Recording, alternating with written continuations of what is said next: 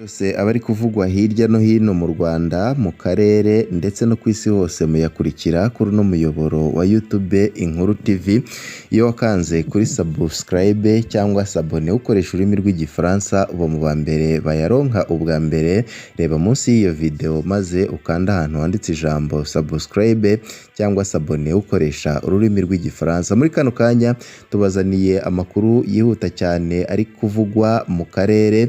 Turaza kubabwira abasirikare bakomeye b'u Burundi bariko bari mu kaga gakomeye cyane nyuma yuko hamenyekanye amakuru yuko General Kayumba Nyamwasa arwanya ubutegetsi bw'u Rwanda yaba afite aho ahuriye n'iturika ryabereye mu mujyi mukuru wa Bujumbura. Turaza kubabwira ku basirikare bagera kuri 400 bari mu mutwe wa P5 uyobowe na General Kayumba Nyamwasa, aho bageze muri Repubulika Iharanira Demokarasi ya Kongo mu gikorwa cyo gufasha igisirikare ca FARDC kurwanya M23, bakisanga nta bikoresho na bikeya bafite, kuko ivyo bikoresho bari guhabwa bageze ku rugamba byari kuva mu Burundi ahari hamaze iminsi bikusanyirizwa mu ikambi ya gisirikare yitwa Kabose mu Burundi. Biza kurangira ubwo bubiko byo bikoresho byari bibitswemwo buturitse mu buryo budasobanutse. Muri ano makuru turaza kubabwira kuri byinshi kuri iyi nkuru. Turaza no kubabwira ku makuru akomeye cyane. Ubutegetsi bwa Kinshasa mu bwoba bukomeye cyane. Perezida Felix Tshisekedi afite ubwoba bukomeye cyane. Kuri ubu ngubu turababwira ko hamenyekanye impamvu FARDC yatinye kwakira abasirikare bagera ku 5,000 bari bafashwe mpiri na AFC M23. Turaza kubabwira n'andi makuru menshi cyane abari kuvugwa hirya no hino. Reka rero tudatinze tugaruke kuri aya makuru ari kuvugwa mu karere, aho abasirikare bakomeye b'u Burundi bari mu kaga mu gihe hamenyekanye aho Kayumba Nyamwasa arwanya ubutegetsi bwa Kigali ahuriye n'iturika ry'Imusaga rikomeje guteza impagarara mu gihugu cy'u Burundi. Imisi ikomeje kwicuma mu Burundi yasize igihugu mu rujijo rukomeye nyuma y'iturika rikomeye ryabereye mu kigo cya gisirikare cya Musaga Bujumbura, rikaba rikomeje kuvugwaho byinshi birimwo uruhare rushobora kuba rufitanye isano n'imitwe yitwaje intwaro ikorera mu karere, by'umwihariko umutwe wa P5 uyoborwa na General Kayumba Nyamwasa. Iri turika ryabaye kuwa 31 Werurwe mwaka wa 2026 ryatangiye nk'inkongi y'umuriro yafashe ububiko bw'intwaro buri muri Kabose, rikurikirwa n'iturika ry'ibisasu byinshi byamaze amasaha hafi 3 rikumvikana mu bice byinshi by'umujyi wa Bujumbura mu gihugu cy'u Burundi. Ubuyobozi bw'igisirikare cy'u Burundi bwatangaje ko byatewe n'ikibazo cy'amashanyarazi, ariko amakuru atandukanye akomeje kugaragaza ko hari byinshi bitarasobanuka. Imibare yatangajwe ku mugaragaro igaragaza ko abantu 13 bapfuye, abandi 57 bagakomereka, ariko amakuru yigenga aturuka mu banyamakuru n'imiryango itandukanye igaragaza ko abahitanywe n'iryo turika bashobora kuba bararenze uwo mubare. Bamwe bakavuga ko hashobora kugera kuri 80. Ibi byateje impaka ku cyo wa mukuru atangwa n'inzego za leta mu Burundi, ku mucyo watangwa ku makuru atangwa n'inzego za leta mu Burundi, aho bamwe n'abandi bari kwibaza impamvu leta yaba yaratangaje iyi mibare mu gihe bivugwa yuko iyi mibare ntaho ihuriye n'ukuri, mu gihe leta ikomeje no gufunga abasirikare mu gihe bari bavuze yuko ibi byatewe n'impanuka y'amashanyarazi. Mu gihe iperereza rikomeje guteza impungenge n'ifatwa ry'abasirikare benshi bakomeye bakoraga muri icyo kigo cya gisirikare. Amakuru atandukanye yemeza ko nibura abasirikare 26 bamaze gutabwa muri yombi, bari abayobozi b'ububiko bw'amasasu n'abari bashinzwe umutekano w'iki kigo muri iryo joro. Ibi byatumye humvikana impaka zikomeye ku cyaba cyishe inyuma y'iri turika, bamwe bakemeza yuko ibi byabaye bifite aho bihuriye na bamwe mu bari bamaze iminsi bafata imyitozo y'igisirikare mu Burundi bafite aho bahuriye na Kayumba Nyamwasa. Abasirikare bari muri Kabose bavuga ko ubuzima bwahindutse, aho bashyizweho igitutu gikomeye bakagenzurwa cyane ndetse bamwe bagahunga kubera ubwoba. Ibi byiyongera ku makuru avuga ko inzego z'umutekano zatangiye kugenzura telefone n'itumanaho ry'abasirikare, ibintu byatumye ubwoba bukwira muri iki kigo. Mu gihe ibi byose bibera mu Burundi, amakuru ava mu burasirazuba bwa Repubulika Iharanira Demokarasi ya Kongo agaragaza isano ishobora kuba iri hagati y'iturika n'imitwe yitwaje intwaro ikorera muri aka karere. Amakuru yemeza ko abarwanyi barenga 400 bo mu mutwe wa P5 urwanya u Rwanda uyoborwa na General Kayumba Nyamwasa bari bamaze igihe bakorera imyitozo ya gisirikare mu Burundi imbere yo kujyanwa i Murenge. Icyakora aya makuru akomeza avuga ko aba barwanyi bageze muri Kongo badafite intwaro, bivugwa ko zari zarabitswe mu bubiko bwahiye i Musaga. Ibi byatumye bamwe batekereza ko iri turika ryagize ingaruka rikomeye ku migambi ya gisirikare yari irimo gutegurwa mu karere. Hari kandi amakuru avuga ko muri icyo kigo cyahiye harimo ibikoresho bikomeye bya gisirikare birimo imbunda, amasasu menshi ndetse na drone zo mu bwoko bwa CH4 bikaba byarahiriye muri ubwo bubiko. Ibi byagize ingaruka zikomeye ku bushobozi bw'igisirikare cy'u Burundi n'abafatanyabikorwa babo.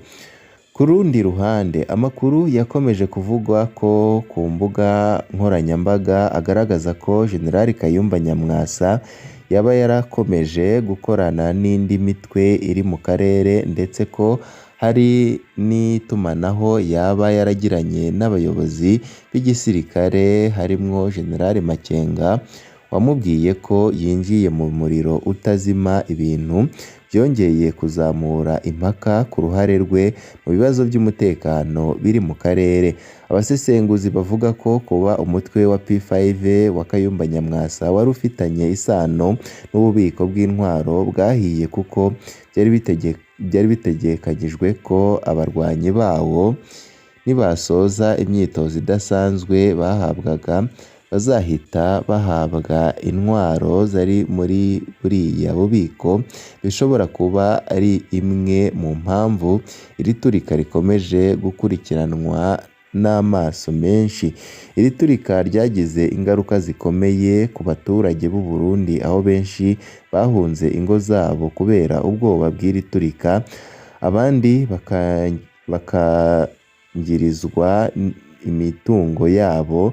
Gereza ya Mpimba iri hafi y'aho byabereye nayo ntiyasigaye inyuma, aho amakuru avuga ko abagororwa bamwe basize ubuzima abandi bagakomereka kubera ibisasu byabagezeho. Nubwo abaturage basabye impozamarira, igisirikare cy'u Burundi cyatangaje ko nta ndishyi zizahabwa abahahombeye. Bivugwa ko nacyo cyahuye n'igihombo gikomeye kandi ko ibikoresho bya gisirikare bitagira ubwishingizi. Ibi byateje uburakari mu baturage bavuga ko leta igomba kubarengera.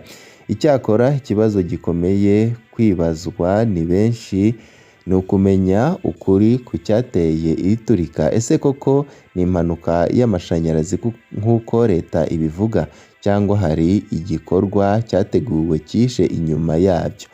Ese ifatwa ry'abasirikare benshi risobanuye iki muri kino gihe mu Burundi hari kuvugwa ibintu byinshi cyane?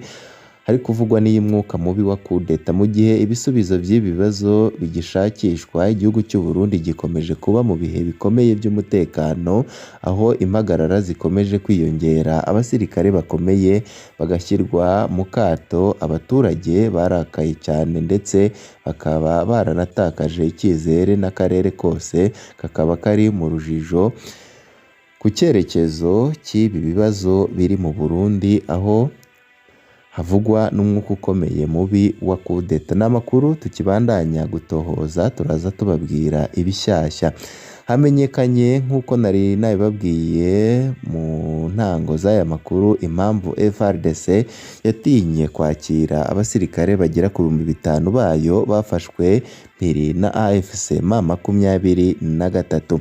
Amakuru arushaho gusobanuka ku cyemezo cyafashwe na leta ya Repubulika Iharanira Demokarasi ya Kongo cyo kudahita yakira abasirikare bayo barenga 5,000 bafashwe mpiri n'ihuriro AFC M23, mu gihe byari byitezwe ko bagombaga gutaha banyuze ku bufasha bwa Komite Mpuzamahanga y'Umuryango wa Croix Rouge.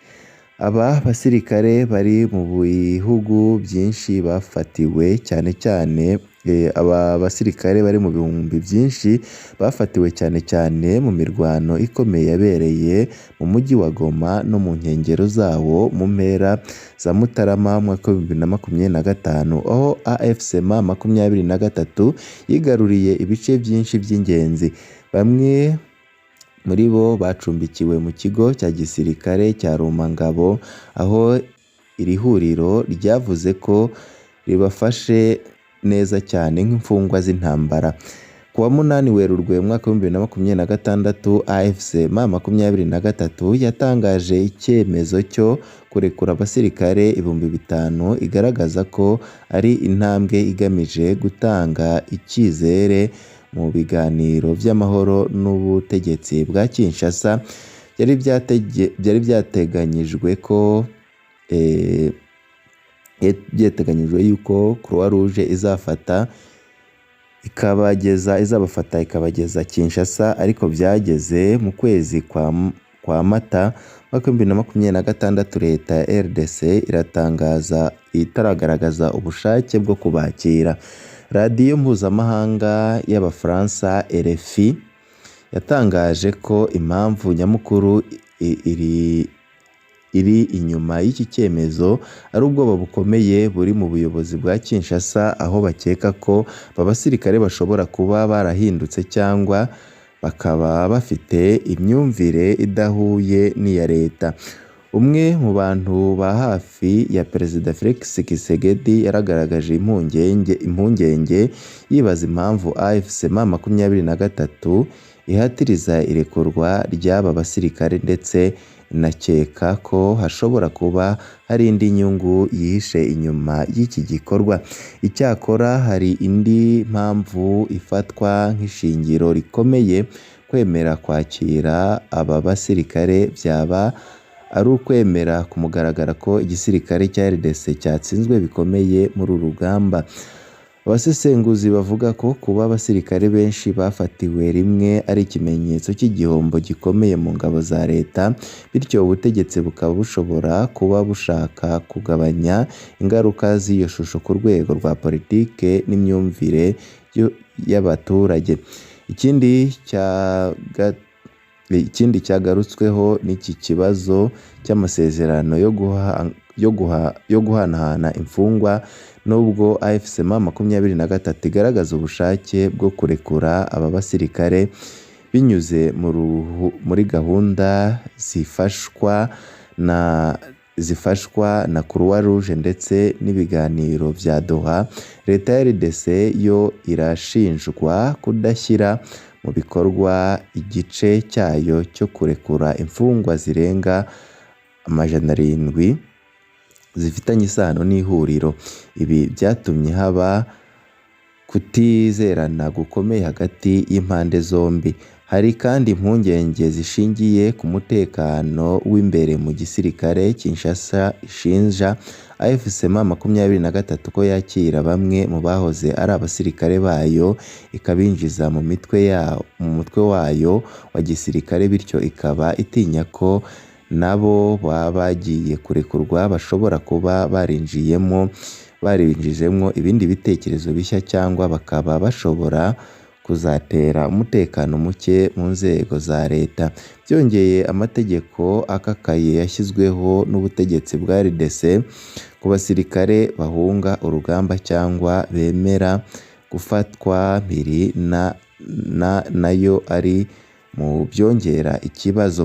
Mu bihe bitandukanye abasirikare bagaragayeho ibikorwa byo guhunga cyangwa bagashyira intwaro hasi bakatiwe igihano cy'urupfu. Ibi bituma kwakira 5,000 byashyira leta mu gihirahiro. Kubahana bishobora guteza umwuka mubi kubabarira byo bikagaragaza intege nke. Ibi byose bibaye mu gihe AFC M23 ikomeje gushyira igitutu kuri leta ya RDC isaba ko yakira abasirikare nk'ikimenyetso cy'ubushake bwo guhana amahoro. Mu bihe byashize hari abasirikare 1,359 n'abapolisi bahungiye mu kigo cya MONUSCO hafi ya Goma, baje baherekezwa i Kinshasa nyuma y'ibiganiro byahuje impande zose bikomeje ku bufasha bwa Croix Rouge. Gusa kuri iyi nshuro ibintu bisa n'ibyafashe indi ntera, aho icyemezo cya Kinshasa kigaragaza ko ikibazo atari gutaha kw'aba basirikare gusa, ahubwo kiri mu mibereho ya politike, umutekano w'igihugu ndetse n'uburyo ubutegetsi bushaka kwirinda igisa n'icyo gutsindwa ku rwego mpuzamahanga. Icyizere cy'amahoro hagati y'impande zombi gikomeje kugendera ku cyizere gike, mu gihe abaturage bo mu burasirazuba bwa RDC bakomeje gusaba ko haboneka igisubizo kirambye cyagura ituze n'umutekano mu karere kamaze igihe kinini karashyizwemwo intambara ikomeye cyane.